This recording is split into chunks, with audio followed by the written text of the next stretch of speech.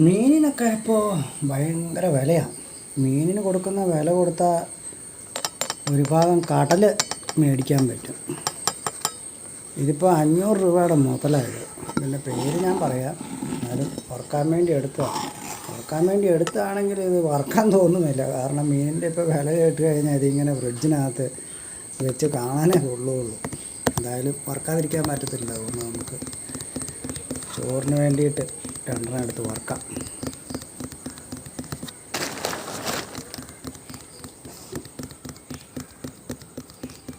പാത്രമൊക്കെ ഇച്ചിരി കോട്ടിങ്ങൊക്കെ പോയിട്ടുണ്ട്, അതൊന്നും നോക്കണ്ട, മീനൊന്ന് വറുക്കാം.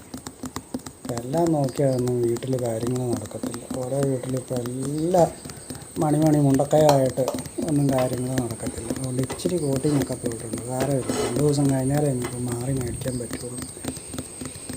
എണ്ണയൊക്കെ ഒഴിച്ച് കൊടുത്തിട്ടുണ്ട്.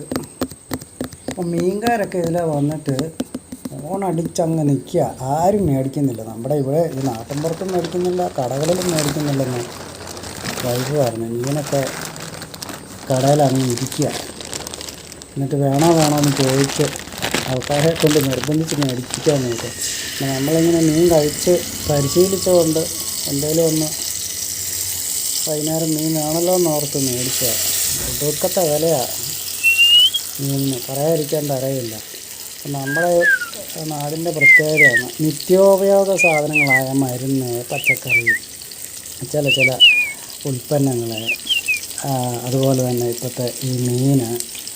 അപ്പോൾ ഈ വക സാധനങ്ങൾക്കാണ് നിത്യോപയോഗ സാധനങ്ങൾ. മത്തി, ഇതൊക്കെ മനുഷ്യൻ സാധാരണക്കാരന് ഉപയോഗിക്കുന്ന ഭക്ഷണ പദാർത്ഥങ്ങളാണ്. അതിൽ തന്നെ മത്തി ഏറ്റവും ലോ ലെവലിലുള്ള ആൾക്കാർ ഉപയോഗിക്കാൻ പറ്റുന്ന ഒരു ഫിഷാണ്. അതിനാണ് ഏറ്റവും കൂടുതൽ വില. ഇപ്പം മത്തി മേടിക്കാൻ കടയിൽ ചെല്ലണമെങ്കിൽ ഒരു ആധാരം കൂടെ എടുത്തുകൊണ്ട് പോകണം. അതിശയോക്തിയല്ല, ഒരു 500 രൂപയ്ക്ക് മേളിലെങ്കിലും ആകും. ഇപ്പോൾ ഒരു സാധാരണ കുടുംബത്തിലേക്ക് 1 കിലോ മത്തി മേടിച്ചാൽ എത്രയുണ്ട്? അത് വെട്ടിപ്പറുക്കി വന്നു കഴിയുമ്പോൾ 700 ഗ്രാം കാണും. 700 ഗ്രാം മത്തി എണ്ണയ്ക്കകത്ത് വറുത്ത് പെറുക്കി എടുത്ത് കഴിയുമ്പോൾ കഴിക്കാൻ നമുക്ക് എത്ര കിട്ടും? 500 ഗ്രാം കിട്ടും.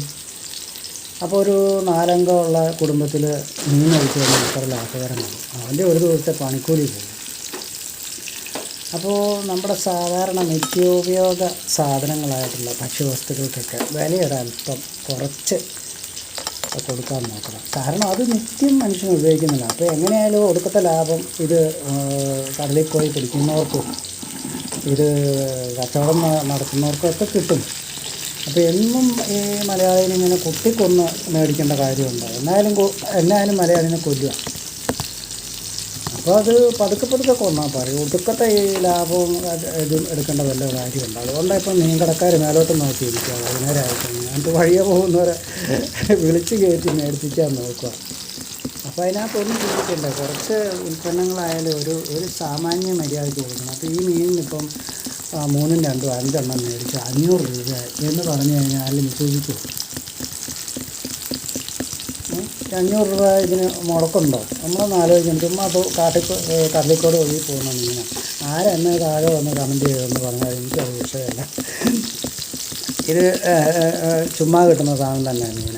പിന്നെ പോയി പിടിച്ചോണ്ട് വരുന്നു. അതിന് പറയുന്ന വലിയ റിസ്ക്കൊന്നുമില്ല. അത്യാവശ്യം കുറച്ച് റിസ്ക്കൊക്കെ ഉണ്ട്. റിസ്ക് എല്ലാ ജീവിതത്തിനും, മനുഷ്യൻ്റെ എല്ലാ ജീവിതത്തിനും റിസ്ക്കുണ്ട്. അത് മീൻ പിടിക്കുന്നതിനുണ്ട്, മീൻ വിൽക്കുന്നതിനുണ്ട്, പറമ്പിപ്പണി എടുക്കുന്നതിനുണ്ട്, വണ്ടി ഓടിക്കുന്നതിനുണ്ട്, സ്കൂട്ടർ ഓടിക്കുന്നതിനുണ്ട്, കമ്പ്യൂട്ടർ ചെയ്യുന്നതിനുണ്ട്, അല്ലാതെ ഉള്ള വർക്ക്, കല്യാണ വർക്ക് എടുക്കുന്നതിനുണ്ട്, പടം വരയ്ക്കുന്നതിന്, അങ്ങനെ സമസ്ത മേഖലയിൽ ഓരോ ജോലിക്കും റിസ്ക്കുണ്ട്. അപ്പോൾ അതിൻ്റെ വലിയ ഈ റിസ്ക്കിൻ്റെ വെച്ച് കണക്ക് കൂട്ടി ഒരു ഉൽപ്പന്നത്തിൻ്റെ വില വരേണ്ട കാര്യമൊന്നുമില്ല. ആൾക്കാർക്ക് നിത്യം ഉപയോഗിക്കുന്ന സാധനങ്ങൾ ന്യായമായ വിലയ്ക്ക് കൊടുക്കുക. ആ ന്യായമായ വിലയിൽ നിന്ന് ലാഭം കിട്ടി ജീവിക്കുക, അതേ ചിന്തിക്കാവുള്ളൂ. അല്ലാണ്ട് ഒടുക്കത്തെ ലാഭം ഒരു ദിവസം കൊണ്ട് മേടിച്ച് ചെല്ലുന്നതിനൊക്കെ ഒന്ന് കുറെ വിളിച്ച് ചെയ്യുക എന്നുള്ള മെത്തേഡ് മാറ്റുക. ബിസിനസ്സുകാരായാലും നമ്മളും ബിസിനസ്സൊക്കെ ചെയ്യുന്ന ആൾക്കാരാണ്. ആ ഇക്കൂട്ട് ചില്ലത്തരം കാണിക്കരുത്. താഴെ വന്ന് മുക്കുവരോ അല്ലെങ്കിൽ ഇത് പിടിച്ച് ജീവിക്കുന്നവരൊന്നും കമൻ്റൊന്നും അവിടെ ഉണ്ട്. അതിൻ്റെ ഒന്നും ആവശ്യമില്ല. ഞാൻ എൻ്റെ കാര്യം പറഞ്ഞതെന്ന് മാത്രമേ ഉള്ളൂ.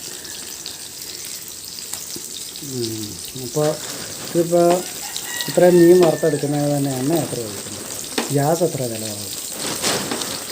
ഇതെല്ലാം കൂടെ വെച്ച് നോക്കുമ്പോൾ ഇത് മേടിക്കുന്നതിന് എന്തെങ്കിലും ലാഭമുണ്ട്. ലാഭമല്ല, അതിന് അതിൻ്റെ ഇത് കിട്ടുന്നുണ്ട്. ഇതിപ്പോൾ ഈ മീൻ ഈ 3 മീൻ വറുത്തെടുത്ത് കഴിഞ്ഞാൽ മുള്ളായിരിക്കും പകുതിയിലധികം മുള്ള. ഇല്ല, മീൻ കഴിക്കണമല്ലോ എന്ന് ഓർത്തുകൊണ്ട് നമ്മളിത് മേടിക്കുന്നതാണ്. അന്നേരം ഒന്ന് വില വിളിക്കുക. എന്നാലും തീർന്ന് മീൻ പൊരിക്കുക. ഇത് സാധാരണ ലോക്കൽ മീനാണ്, കിളിമീനാണ്. അതിനാണ് 500 രൂപ കിലോയ്ക്ക്. ഇപ്പോൾ ഒരു കിലോ കഷ്ടിച്ചേ ഉള്ളൂ വെട്ടിപ്പറിച്ച് വന്നു കഴിഞ്ഞു. ഇങ്ങനെയൊക്കെ വിലക്കയറ്റം കൂടിപ്പോയി കഴിഞ്ഞാൽ സാധാരണ മനുഷ്യൻ എന്ത് ചെയ്യും? അപ്പോൾ പ്രിയപ്പെട്ട കൂട്ടുകാരുടെ അഭിപ്രായങ്ങൾ, നല്ല അഭിപ്രായങ്ങളൊക്കെ എഴുതാൻ മതി. കമൻ്റായിട്ട് താഴെ രേഖപ്പെടുത്തുക. നിങ്ങളുടെ നാട്ടിൽ ഇപ്പോൾ മീനിന് എന്നാണ്ട് വില, എങ്ങനെ പോകുന്നു എന്നൊക്കെ ഒന്ന് കമൻ്റായിട്ട് രേഖപ്പെടുത്തുക. അപ്പോൾ മീൻ ഫ്രിഡ്ജിനകത്ത് വെച്ചിരുന്ന ഇത് എടുത്ത് വറുക്കാനങ്ങ് മനസ്സ് തോന്നിയില്ല. ഒരവസ്ഥ പോലെ വെക്കാനാണ് എനിക്ക് തോന്നിയത്. പക്ഷേ ചോറ് കഴിക്കാൻ വേണ്ടി വിശപ്പ് കയറിയപ്പോൾ പെട്ടെന്ന് കഴിച്ചു. അപ്പോൾ വീണ്ടും